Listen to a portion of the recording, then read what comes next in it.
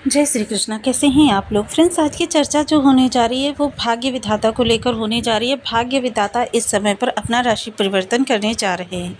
जिस समय पर ये राशि परिवर्तन करेंगे उस समय पर इनका जो नक्षत्र होगा वो आश्लेषा नक्षत्र होगा। साथ ही साथ सूर्य और केतु के साथ इनकी युति बनेगी, क्योंकि ये फाइनेंस के कारक हैं, धन के कारक हैं। और जब भी कुंडली में इस प्रकार की युति बनती है, व्यक्ति को गड़ा हुआ खजाना, तिलिस्मी खजाना या फिर कोई ऐसी प्रॉपर्टी जिसकी उसने एक्सपेक्टेशन ना की हो, जैसे किसी रिलेटिव की प्रॉपर्टी उसके कोई है नहीं या किसी कारणवश उसने आपको वो प्रॉपर्टी दे दी। ऐसे योग जो होते हैं वो इसी योग के अष्टम भाव में बनने के कारण होते हैं। तो ये बेहद सुंदर योग बनने जा रहा है। अब जब इतनी अच्छा योग बनने जा रहा है तो इसका तात्पर्य ये है कि ये अब आपके लिए और ज़्यादा अच्छी चीज़ें निकाल कर लाने वाला है। बेशक इस समय पर आपको तिलिस्मी खजाना या गड़ा हुआ खजाना ना प्राप्त हो, लेकिन इससे कम भी प्राप्त होने वाला नहीं है, क्योंकि भाग्य विधाता इस समय गुप्त धन के भाव में आए हैं। तो आपके लिए चीज़ें किस तरीके से होने वाली हैं इस पर पूर्णतया चर्चा करेंगे। जैसा कि हम सभी लोग जानते हैं, ये आपके षष्ठ भाव और नवम भाव के स्वामी होते हैं।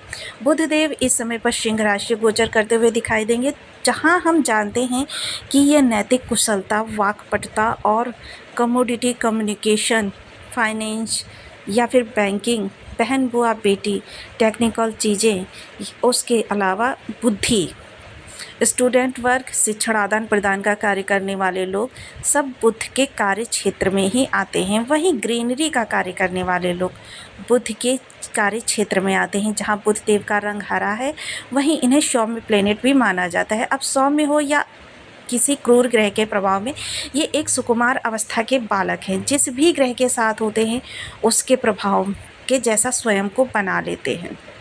केतु के साथ युति हो रही है। सूर्य के साथ होने के कारण बुधादित्य राजयोग बन रहा है। केतु के साथ होने के कारण अचानक वाले प्रभाव प्राप्त होते हुए दिखाई देंगे।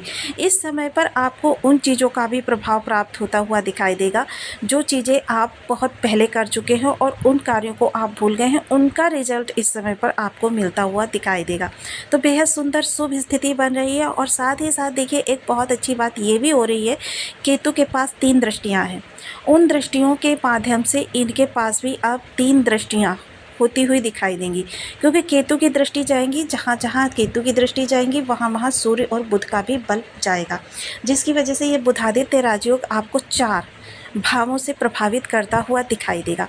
जहाँ हम सभी लोग जानते हैं कि बुध देव जो हैं वह आपके जीवन में बुधादित्य राजयोग मान सम्मान के लिए, पद प्रतिष्ठा के लिए, कीर्ति वैभव के लिए, पारिवारिक सुख संपदा के लिए, और साथ ही साथ आपके जीवन में लिक्विडिटी यानी फाइनेंस की जो प्रॉब्लम होती है उसके लिए बहुत महत्वपूर्ण योग बनता है। वहीं सूर्य जो सफलता के कारक हैं, प्रसिद्धि के कारक हैं, और इन दोनों ग्रहों का एक साथ जुड़ना, एक साथ प्रभाव देना आपके लिए चीज़ें किस तरीके से होने वाली हैं विस्तार से जानेंगे। तो बने रहिए हमारे साथ इस वीडियो में एंड तक, आपको बहुत कुछ जानने के लिए मिलेगा। वीडियो बहुत ज्ञानवर्धक होने वाला है। यदि आपकी लग्न में 10 नंबर बना हुआ है तो ये राशिफल आपके लिए है। यदि कुंडली में कहीं भी चंद्रमा के साथ 10 नंबर बना हुआ है तो ये राशिफल आपके लिए। कुंडली ना होने की स्थिति में आप इसे नाम राशि से भी देख सकते हैं। यदि अभी तक आपने अपने इस चैनल को सब्सक्राइब नहीं किया है तो प्लीज़ सब्सक्राइब कर लीजिए, वीडियो को लाइक कर दीजिए, चैनल को शेयर कर दीजिए। इससे होगा क्या कि हमारे आने वाले हर वीडियो की नोटिफिकेशन मिल सकेगी आपको सबसे पहले। एक प्यारा सा कमेंट करने ज़रूर कर दीजिएगा, जिससे कि हमें पता चलता है कि आप और क्या जानना चाहते हैं। बेहद महत्वपूर्ण सुंदर योग बन रहा है। और इस समय जिस भाव में ये बैठे हुए हैं वो भाव किस चीज़ का है? ये अचानक धन का भाव है, जीवन साथी की इनकम का भाव है, जीवन साथी की वाणी का भाव है, साथ ही साथ कैरियर, क्योंकि कैरियर के कारक ये दोनों ही ग्रह होते हैं। क्योंकि जब आपके अंदर शार्प बुद्धि होगी तो आपको कैरियर में भी अच्छी ग्रोथ मिलती है। सूर्य की सफलता होगी, एकाग्रचित्ता होगी और शार्प बुद्धि, इन तीनों का मिल जाना कैरियर के लिए बहुत अच्छा योग निर्मित करता है। वहीं इस समय पर देखिए, थोड़ा सा निगेटिव उन लोगों के लिए होगा जो किसी प्रकार की साधना कर रहे हैं। अन्य लोगों के लिए यह गोचर काल अच्छा होने जा रहा है। ससुराल पक्ष और ननिहाल पक्ष, क्योंकि यहाँ के जो कारक होते हैं वो बुधदेव होते हैं, ऐसे पक्षों के लिए यह समय काल अति श्रेष्ठ कहा जा सकता है। इस समय पर आपको अचानक धन की प्राप्ति हो सकती है, अचानक आपका लाभ पड़ सकता है, नौकरी में किसी भी प्रकार का अचानक आपके प्रमोशन, इंक्रीमेंट या फिर किसी प्रकार के आपके चीज़ें अच्छी होती हुई दिखाई देंगी, या फिर इन चीज़ों के लिए पहल आपसे होनी प्रारंभ हो जाएगी। साथ ही साथ देखिए, सूर्य जो हैं आँखों के आरोग्यता के और बुध दांतों के नसों के कारक होते, इन चीज़ को लेकर थोड़ा सा अलर्ट रहें, ये प्रॉब्लम्स आपको आ सकती हैं। वहीं इस योग की जो पंचम दृष्टि है वो दृष्टि जाने वाली है आपके द्वादश भाव पर।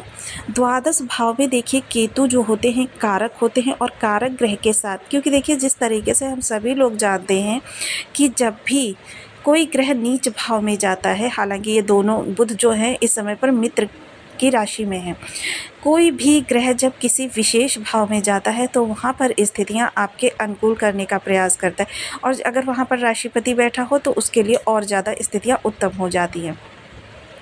अब यहाँ पर केतु के होने के कारण सबसे पहले तो केतु क्या है, मोक्ष है, और मोक्ष जब यहाँ पर आपका होगा तो सूर्य और बुध का प्रभाव साथ में होगा, तो विदेशों से जुड़े हुए कार्यों के लिए आपके अच्छा हो सकता है, चीज़ें आपके लिए बहुत ही अनुकूल होती हुई दिखाई दी। काफ़ी सारा संघर्ष इस दौरान आपका द्वादश भाव से संबंधित कम होने वाला है। आपकी रातों की नींद बहुत अच्छी होती हुई दिखाई देगी, और रातों की नींद तभी अच्छी होती है जब व्यक्ति चारों ओर से संतुष्ट होता है, यानी कि उसकी मन चाहे कार्य या उसकी जो जिम्मेदारियाँ पूर्ण हो जाती हैं, और जिम्मेदारियों के लिए वो आगे भी सोच लेता है कि उसे कहाँ से क्या करना है। तो देखिए ये काफ़ी राहत भरा समय आपके लिए रहने वाला है, चीज़ें आपके पक्ष में होती हुई दिखाई देंगी। कोई आपके लिए द्वादश भाव संबंधी परेशानी बनी हुई थी, कोर्ट कचहरी हो गया, या फिर आपके प्रॉपर्टी निवेश संबंधी कोई कार्य थे, या आपके खर्च अधिक बढ़ रहे थे, इन चीज़ों में इस समय पर आपको काफ़ी राहत प्राप्त होती हुई दिखाई देगी। वहीं वाणी के कारक वाणी के स्थान पर जब दृष्टि डालेंगे तो वाणी में काफ़ी आपके शार्पनेस आती हुई दिखाई देगी। वाणी जो होगी वो मैनिपुलेटिंग होगी, यानी कि इस दौरान आपके वाणी के द्वारा किए जा रहे कार्य या फिर कोई ऐसा कार्य जिसमें वाणी का बहुत ज़्यादा आप प्रयोग करते हों, तो ये कार्य इस समय पर आपको सफलता ज़रूर प्रदान कराएंगे। वहीं वाणिज्य वर्ग के लोगों के लिए यह समय काल अति उत्तम कहा जा सकता है। द्वादश से बैठकर बुधदेव जब यहाँ पर दृष्टि डालेंगे तो चीज़ें आपके लिए बहुत अच्छी से अच्छी होती हुई दिखाई देंगी। यहाँ पर एक चीज़ का विशेष ध्यान रखना है कि कुटुंबियों के साथ जब भी आप रिलेशन बनाएं तो पढ़ाएं या फिर कुछ भी, तो उसमें थोड़ा सा ध्यान रखें कि इस समय आपको किसी भी प्रकार से आहत होना पड़ सकता है। थोड़ा सा खान पान को लेकर सचेत रहेंगे तो स्वास्थ्य संबंधी समस्याएं भी आपकी दूर रहने वाली हैं। इस समय ये ग्रह जो हैं आपके पक्ष बल से कमज़ोर होने वाले हैं, क्योंकि ये पक्ष बल से कमज़ोर होंगे, यानी कि इनके लिए जो है थोड़े से आपके प्रयास बढ़ते हुए दिखाई देंगे, क्योंकि ये घटते क्रम के ग्रह हैं। अब क्योंकि देखिए जिस तरीके से चंद्रमा की कला घटती बढ़ती है, उसी तरीके से इन ग्रहों का भी प्रभाव थोड़ा सा घटता बढ़ता रहता है, जो कि देखिए यह गोचर के अनुसार होता है, क्योंकि जब ग्रह सूर्य के चारों ओर परिक्रमा करता है उस समय पर उसकी कलाओं में विशेष क्षमता में कमी या बढ़ोतरी होती हुई दिखाई देती है। चीज़ें आपके लिए बहुत अच्छी होती हुई दिखाई दे रही हैं। वहीं धन संचयन, देखिए यहाँ द्वादश पर भी दृष्टि है, संचयन पर भी दृष्टि है, तो देखिए इस समय आपके दोनों ही प्रकार के योग बनेंगे। कभी आपका संचयन होगा, और ये चीज़ें किस प्रभाव से होंगी, चंद्रमा की कला के द्वारा। अब चर्चा करते हैं सुख भाव से संबंधित। तो परिवार में आपके इस दौरान देखिए ना तो ज़्यादा बहुत अच्छा कोई विशेष अच्छा सुख सुविधापूर्ण जीवन जिस तरीके का आप जी रहे हैं उस तरीके का जीते रहेंगे, लेकिन अगर उसमें प्लस पॉइंट करना चाहते हैं तो प्लस पॉइंट करने के लिए थोड़ी सी इस समय पर आपके स्ट्रगल और मेहनत, थोड़ी सी आपकी परेशानियां बढ़ती हुई दिखाई देंगी। हालांकि देखिए आप बहुत काफ़ी समय से इच्छाएं आपकी बहुत बलवती हैं, और इस समय पर आप घर में अपने रेनोवेशन वगैरह करवाने के लिए या फिर कुछ ऐसा कार्य करने के लिए जिसमें कि परिवार की सुख सुविधाएं निहित हों, तो आपको थोड़े से प्रयास इस समय पर बढ़े हुए करने पड़ सकते हैं, क्योंकि ये अष्टम में बैठकर दृष्टि डाल रहे हैं, जिसकी वजह से आपके प्रयास इस समय पर बढ़ते हुए दिखाई देंगे। तो देखिए, चीज़ें तो आपके मन मुताबिक होने वाली हैं, लेकिन थोड़े से कष्टों के बाद, थोड़े से संघर्षों के बाद, थोड़ी सी चुनौतियों को पूर्ण करने के बाद यहाँ पर आपके लिए सबसे अच्छी बात ये होने वाली है कि परिवार के लोग एकजुट होकर किसी भी कार्य को करने के लिए एक साथ उठ खड़े होंगे, जो कि देखिए अगर एक दृष्टिकोण से देखें तो बहुत उत्तम भी है। यह समस्याएं जो हैं देखिए आपकी इस समय पर क्षणिक होंगी, और बहुत सी समस्याएं ऐसी होंगी जो दूर से देखने पर लगेंगी कि हाँ समस्या है, लेकिन जब नज़दीक जाएंगे तो वहाँ पर कोई समस्या ही नहीं होगी। यानी कि उस कार्य को शुरू करने की बस आपको देर है, कि इस दौरान थोड़ा सा आपको भय तो लगेगा चीज़ों को प्रारंभ करने में, लेकिन ये भय जो होगा ये वो उस जीत के पहले का भय होगा, जो जीत आपको मिल तो सकती थी लेकिन उस भय की वजह से आपने छोड़ दी। तो देखिए, इसके लिए थोड़े से आपको उपाय भी कर लीजिए। उपाय के लिए सर्वप्रथम आपको बुध के लिए ओम बूम बुद्धाय नमः इस बीज मंत्र का 1 माला, 2 माला, 5 माला, 7 माला, 11 माला का जप नियमित अपनी शुद्धानुसार करना चाहिए। हरी मूंग बुधवार के दिन आप दान कर सकते हैं तो दान करें, अन्यथा क्या करें, मंगलवार के दिन सायं को इन्हें कांच के बाउल में भिगो दें, प्रातः उठकर इन्हें कबूतरों को खाने के लिए डाल दें। अन्य पक्षी भी खाते हैं तो कोई चिंता की बात नहीं है।